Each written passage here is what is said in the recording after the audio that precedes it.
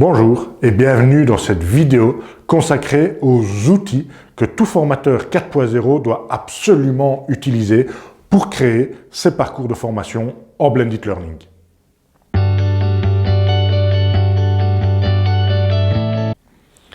Si vous visionnez ce MOOC-up, c'est que vous avez déjà visionné les 3 précédents. Le premier, rappelez-vous, c'est comment digitaliser et dynamiser un atelier en présentiel. Le deuxième, c'est comment créer un webinaire et impacter un maximum de personnes en direct. Le troisième, peut-être le plus compliqué pour un formateur traditionnel, c'est de réaliser des capsules vidéo formatives appelées des MOOC, des COOC ou autres dénominations suivant l'objectif de celui-ci. Dans celui-ci, nous allons voir quels sont les outils que vous pouvez utiliser et comment séquencer vos parcours d'apprentissage pour créer un parcours en Blended Learning qui soit un maximum impactant pour vos apprenants. Le formateur 4.0 va utiliser des outils complémentaires pour stimuler le travail collaboratif et le suivi individuel de chaque apprenant. Comme vous le savez, le Blended Learning, c'est du contenu formatif sous format vidéo la plupart du temps, c'est du travail collaboratif en présentiel ou à distance, c'est un coaching individuel de l'apprenant et tout ça séquencé de manière logique. Alors pour pouvoir privilégier ce travail collaboratif, il existe différents outils. Moi, il y a un outil que j'apprécie particulièrement, c'est TuseIt. Et donc TuseIt, c'est vraiment une plateforme collaborative de travail à distance où chaque personne de l'équipe peut intervenir, par message ou sur des canevas, que ce soit un business model canevas, que ce soit un brainstorming, que ce soit une carte de l'empathie, etc. Il y a différents canevas sur lesquels on peut travailler. Moi, j'utilise beaucoup cette plateforme-là avec les apprenants pour pouvoir leur permettre de réfléchir avec moi, pour pouvoir voir en temps réel l'avancée de leur travail. Vous avez également l'incontournable Google Drive. Alors, les outils Google sont des outils qui sont quand même assez puissants et vous pouvez très facilement et de manière très intuitive utiliser un Google Drive pour pouvoir partager avec vos apprenants des documents, pour pouvoir faire en sorte qu'ils viennent poster aussi des exercices, etc. Donc, Google Drive est très facile et tout le monde connaît Google. Vous avez Microsoft Teams qui permet également un travail collaboratif, qui permet le partage de dossiers, qui permet le partage d'informations et il y a aussi des messageries. Vous pouvez créer des groupes d'apprenants qui vont échanger entre eux, un peu comme des applications comme Slack, que vous connaissez certainement, ou encore WhatsApp. Vous avez Expert Quiz qui va vous permettre aussi de travailler à distance avec vos apprenants et de permettre d'avoir une réflexion collective à distance. Maintenant, il faut aller un pas plus loin pour pouvoir réellement impacter les apprenants, c'est de séquencer tout ça. Et c'est le plus compliqué dans un parcours en Blended Learning, c'est de rendre cohérent les séquences d'apprentissage. Donc vous allez me dire, vous êtes un formateur quand même déjà qualifié, vous allez me dire, ouais, mais c'est ce qu'on fait de manière traditionnelle en présentiel. On va donner un exercice et puis on va donner un peu de théorie et puis on va faire un travail de groupe, etc. Oui, j'en suis bien conscient, mais il va falloir faire en sorte de pouvoir travailler à distance beaucoup plus facilement et d'impacter beaucoup plus facilement vos apprenants. Quand ils sont dans une salle de formation, ils savent qu'ils sont là de 9h à 17h.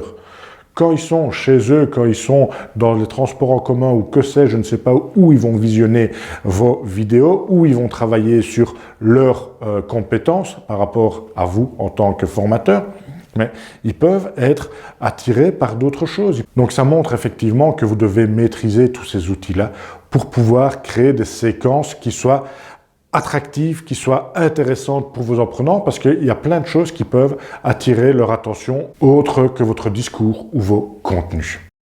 Alors, pour augmenter l'efficacité de vos formations, vous allez créer ces parcours où vous allez alterner du contenu théorique avec des exercices, avec des quiz, avec du coaching à distance pour vérifier où en est l'apprenant par rapport à votre parcours ou aussi répondre à ses questions. Vous pouvez avoir, bien entendu, une messagerie permanente, comme vous avez, vous, à votre disposition pour me poser vos questions. Des jeux aussi, du gaming, ce qu'on appelle du gaming. Vous pouvez avoir effectivement des jeux de questions, de quiz par équipe, etc. Donc, vous allez séquencer et vous allez intéresser au maximum vos apprenants pour atteindre vos objectifs, puisque votre objectif, c'est de leur amener du savoir, des compétences, du savoir-faire, du savoir-être supplémentaire. Il existe énormément d'outils pour pouvoir créer ces parcours en Blended Learning à tous les prix. Et donc, vous avez des outils tels que Zerudi, vous avez des outils tels que One Day, One Learn ou Corp Academy ou encore Canvas, Moodle qui est très utilisé dans les hautes écoles et dans les universités. Vous avez aussi AppleLearn, vous avez Tizio Coach qui est un outil vraiment très puissant avec toutes les séquences qui sont très bien organisées. Vous avez MySkillCamp qui est aussi un outil vraiment très chouette puisque vous avez très facilement la possibilité de séquencer et de créer surtout différents modules que vous allez intégrer dans des parcours individuels. Mais ce que j'apprécie aussi avec MySkillCamp, c'est que vous avez des camps de travail collaboratif et que vous allez pouvoir gérer à distance et vous allez pouvoir dynamiser en donnant des objectifs, en posant des questions, etc. où les apprenants vont pouvoir travailler à distance avec différents outils. Tous ces outils vous permettent de créer des parcours individuels, mais s'il vous plaît, pensez individuel, mais travaillez en groupe, puisque l'apprenant, il ne faut pas qu'il se sente seul ni abandonné. Et donc, vous devez être présent. Mais moi, j'aime beaucoup le travail collaboratif et l'intelligence collective pour amener vraiment une réflexion supplémentaire, amener un impact supplémentaire par rapport à la formation. Donc, faites en sorte, s'il vous plaît, d'avoir du coaching, mais d'avoir des exercices de groupe en présentiel ou à distance, de faire en sorte que le contenu soit déjà vu avant qu'il ne vienne en présentiel. Grâce à des questionnaires ou des quiz, vous allez pouvoir mesurer la maturité d'apprentissage de chaque apprenant et de manière sympa en disant, voilà, est-ce que vous êtes prêt à passer à l'étape suivante? Et quand vous passez à l'étape suivante, s'il y a du présentiel par exemple, ou une réflexion de groupe, etc., ils sont tous au même niveau parce qu'ils ont pu peut-être retourner voir les exercices, ils ont pu retourner voir le contenu s'ils n'étaient pas encore prêts à passer à l'étape suivante. La grosse différence entre une formation 100% présentielle, donc une formation traditionnelle, et une formation qui mixe le présentiel et le distanciel, un parcours en blended learning, c'est que aux étapes où il y a un travail collaboratif, un exercice de groupe, une réflexion commune ou un atelier en présentiel de groupe, c'est que chaque apprenant va être au même niveau. Il n'y a rien de plus désagréable dans un groupe d'avoir des personnes plus qualifiées qui vont demander qu'on aille plus vite ou d'avoir des exemples peut-être parfois plus compliqués, des personnes qui sont incompétentes, sans critique aucune par rapport à la matière que vous amenez.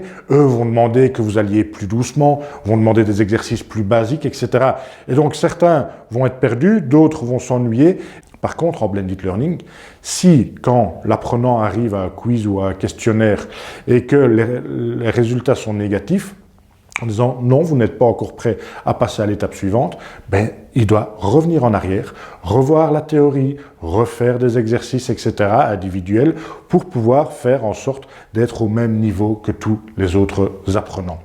Que devez-vous retenir de cette vidéo?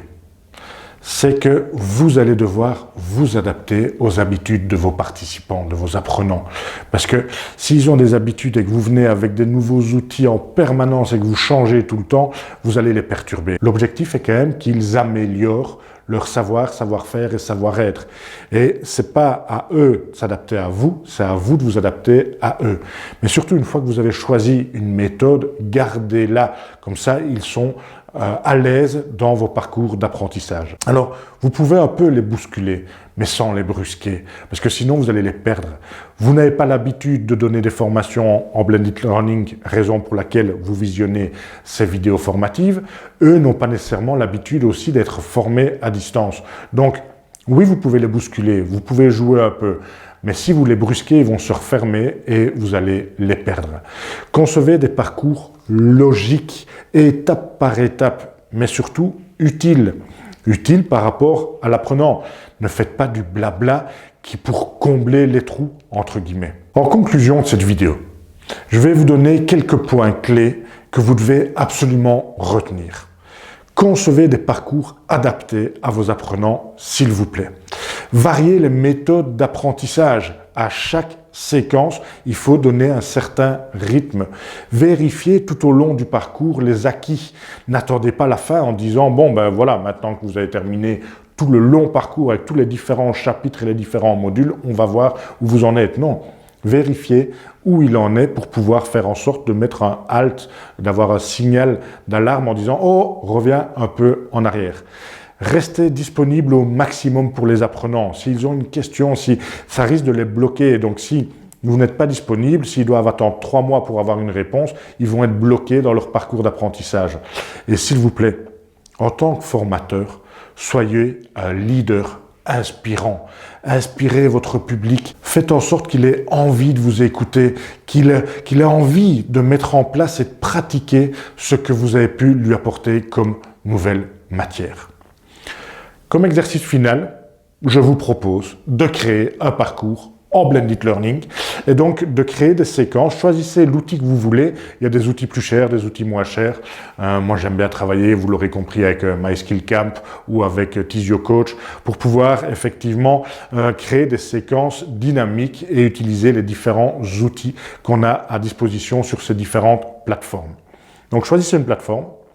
Créer un parcours de formation en Blended Learning en variant les outils tels que de la vidéo, tels que des exercices, tels que des outils de travail collaboratif, etc. Une fois que vous aurez construit votre parcours d'apprentissage en Blended Learning, soyez critique envers vous-même en disant qu'est-ce qui est bon, qu'est-ce qui peut être amélioré, etc. Faites-le tester à différents cobayes, différents apprenants en disant tiens, est-ce qu'il est logique, est-ce que tu aimes, est-ce que le rythme est bon, est-ce que la longueur des vidéos ou des exercices ou la lecture que vous avez avec des syllabies ou des trucs comme ça est vraiment optimale par rapport au temps que tu peux consacrer. Bref, testez-le et puis posez-vous la question, avez-vous atteint votre objectif?